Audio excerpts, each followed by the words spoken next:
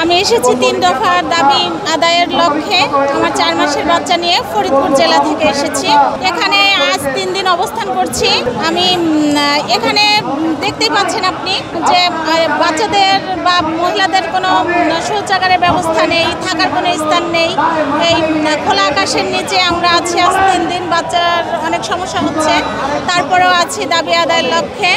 ইনশাল্লাহ এই এসেছি নিজের দায়িত্ববোধ থেকে। আমার এই ভাই বোনের রক্ত বৃথা যেতে দেব না। আমার ভাইয়ের বুকে আর আমার ভাইকে এমনভাবে পুলিশ টেনে নিয়ে গিয়েছিল, মনে হচ্ছিল কোনো অপরাধ থেকে নিয়ে যাচ্ছে। আসলে সে একজন শিক্ষক, সে কোনো অপরাধী ছিল না। আসলে বুঝতে পারছেন খোলা আকাশের নিচে বাচ্চার সমস্যা হচ্ছে। তারপরে আমাদের এই 3 দিন অবস্থান করছি। আমাদের ঊর্ধ্বতন কর্তৃপক্ষ আমাদের এখনও সেই তাদের যে একটা সদয় অনুভূতি আমাদের প্রতি এখনো দেখায়নি। তারপরে দেখেন বাইরে উন্নত বিশ্বের দিকে তাকিয়ে দেখেন শিক্ষকদের মর্যাদাটা কোথায় আর আমাদের মর্যাদাটা কোথায়। খোলা আকাশের নিচে আমি 4 মাসের বাচ্চা নিয়ে আছি। আমাদের দাবি আদায় লক্ষ্যে। সমস্যা হচ্ছে খাওয়া দাওয়ার সমস্যা হচ্ছে, থাকার সমস্যা হচ্ছে। কিন্তু সবার এই 3 দিন ধরে আমাদের থাকার এই আছি, কোনো মতে আছি। এই 3য় শ্রেণী থেকে মুক্তি চাই।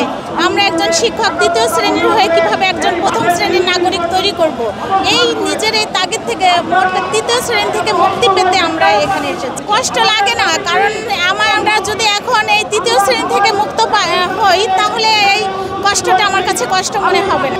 বাচ্চার সমস্যা বলতে এখন পর্যন্ত সেরকম সমস্যা, তারপরে নাকে হালকা সর্দি আছে, আল্লাহ ভরসা। খোলা আকাশের নিচে সবাই যেভাবে থাকছে আমরা ওভাবে থাকছি।